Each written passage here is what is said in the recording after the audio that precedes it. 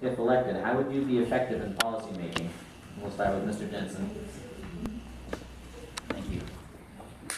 Talked about it before, and a lot of people say, why are you running for mayor? It's just a ceremonial ribbon cutter. Do you really want to do that? And there's more of an opportunity with that. You can really use the mayorship as the bully pulpit that it is. You can, if Luke Jensen goes to Augusta, yes, I can testify in front of a committee, and they will respect my opinion. But if I go in as Luke Jensen, mayor of Lewiston, it has a lot of say behind it. It has the force of the community behind it. And it really just provides an opportunity. Yes, you don't get to directly vote on it, but you do have influence, and that influence really should not be overlooked. Thank you.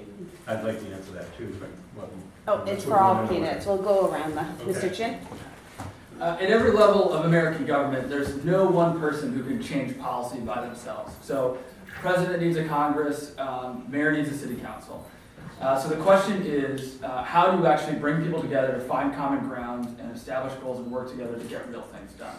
So it's through doing that I was able to make sure that 50,000 seniors and people with disabilities, working with Representative Rotundo, didn't lose their prescription drug assistance, that $22 million worth of property tax relief found its way to homeowners, that the homestead exemption was doubled, that same-day voter registration was protected, that we're going to raise the minimum wage next year. So it's absolutely having to work with people, finding common ground. Thank you. Mr. Macdonald? The mayor's job is a very weak position. And unless you have the bully pulpit, well, it's going to remain weak. And I have been able to get the bully pulpit. But I will tell you one thing. It's not I. It's we. Okay? I belong to the Mayor's Coalition. Half the stuff that's listed here about the older people, the drug coverage, the revenue sharing. We did that as, we went up there as the Mayor's Coalition and we did that. We all testified. And that's the one thing I can do here. I'm retired. I can go up to Augusta any day of the week and testify if I have to. And we brought the lead poisoning in here. I didn't do that. We did that. Okay? I was part of a coalition that we did it. Okay? I didn't do it. Thank you. Mr. Morgan? yes.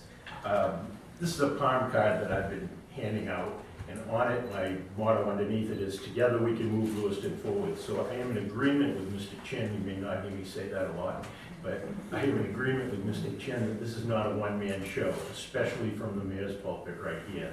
But what you do get to do is have a lot of say. Having served as president of the city council, I've watched decisions be altered a little bit because the mayor has a strong voice. And he can use that not just here during council meetings and executive session, but also out in the general public. And what we need is a good ambassador to help carry that forward. I'd be that person. Thank you. Mr. Soule? Would you repeat the question, please? Since Lewiston is a weak mayor city, if elected, how would you be effective in policy making? Get people's opinion, and not just people on the upper crust making good salaries that go right down in the trenches where I live, by the way. And, how many people here can say, Mugga A, my name is Somali. So I've been dealing with the Somalis. I get invited to sit down with these people, 45 people this summer, and we were outdoors cooking. I was the only Caucasian in the crowd. You have to be more involved and, like I say, get outside opinions and meet a lot of people with different. I think that, like Mayor Macdonald says, it's not a I, it is a we. And I also come from a side. I'm a second generation Franco-American on my father's side, who was the first generation, and he went to war, World War II and in the Korean War. So, you gotta have some experience behind you.